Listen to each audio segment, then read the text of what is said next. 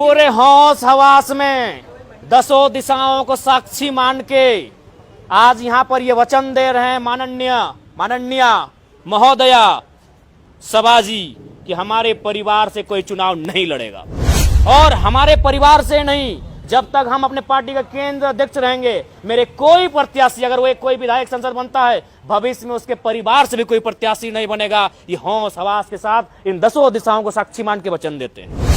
इस वचन के साथ बारिश हो रही है, ये प्रकृति हमारा स्वागत कर रही है, ये प्रकृति हमारा समर्थन कर रही है, ये प्रकृति हमारा हौसला अफजाई कर रही है कि ये नौजवान सही में इस राजनीति की जो व्यवस्था है उसे बदलने के लिए आए हैं। ये वचन है हमारा।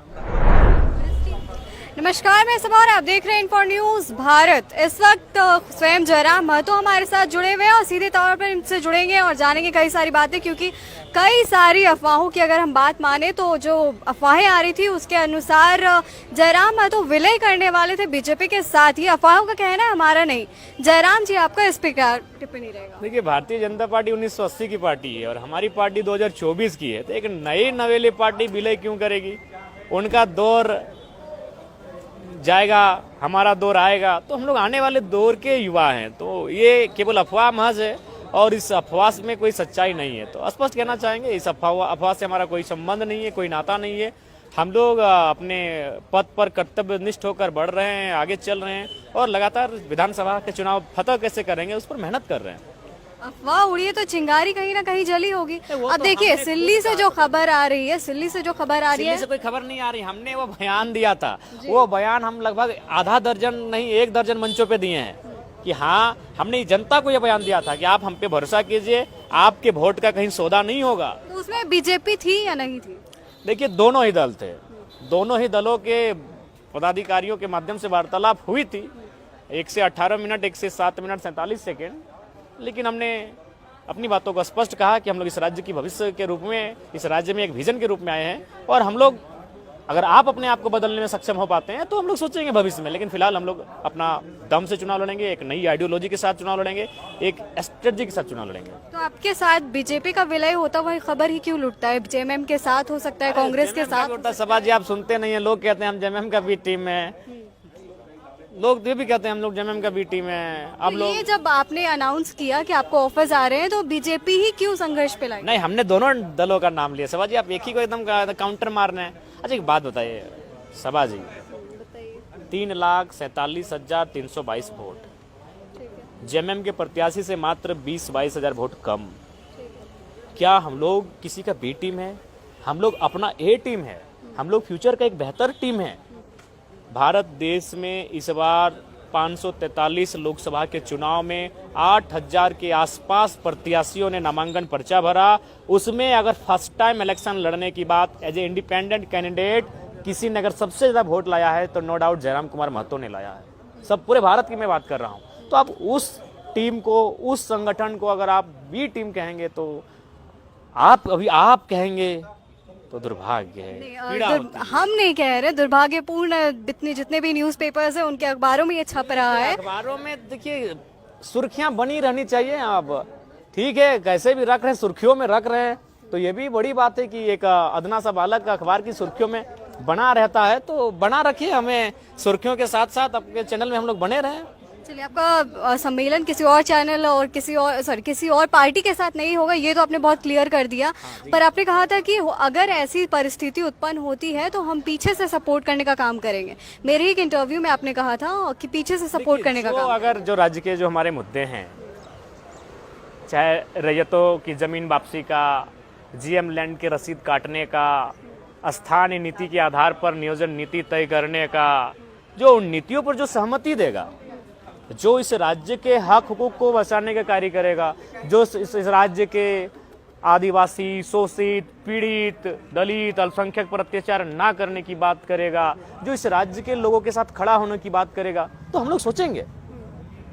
अच्छा, इसके बाद अभी जो खबरें आ रही हैं वो लगभग 50,000 के मोबाइल फोन्स वितरण करने वाले हैं हमारे माननीय मुख्यमंत्री जी, अपने मंत्रियों को, अपने कार्य के जो लोग हैं उनको। आप इसको कैसे ले रहे हैं? देखिए, ये एक बड़ी अच्छी बात याद आई कि राजा सुरा सुंदरी में मस्त है, जनता भूख प्यास में त्रस्त है। वही हाल है यहाँ युवा 5,000 का रोजगार मांग रहे, सही बोल रहे। अगर इनको इस राज्य में अगर 10-12 हजार के औसत रोजगार मिल जाएंगे तो ये प्रदेश नहीं जाएंगे और लाशों में कफनों में लिपट कर ये वतन वापस नहीं आएंगे। ये हमारी पीड़ा है। ये पीड़ा है कि आज अगर गांव के पगडंडियों की बात करें, अगर गांवों के माओं की बात करें, तो वो 2 नौकरियों के लिए अपने बेटों को विदाई करती है, एक पुलिस बनाने के लिए, एक प्रवासी मजदूर बनाने के लिए। दोनों समय अपने हृदय को मजबूत बना के भेजती है। आप ठीक है, आप इसको पुलिस बनने को देशभक्ति के रूप में लेते हैं, अच्छी बात है, हम भी देशभक्ति की बात करते हैं, लेकिन वो माँ उसे अपने परिवार की उन्नति के रूप में कि अगर बेटा पुलिस में जाएगा तो 2 पैसे बदले में इनको मिलेंगे, मेरा परिवार चलेगा, मेरी दवाई, मेरी बुढ़ापे का सहारा बनेगा।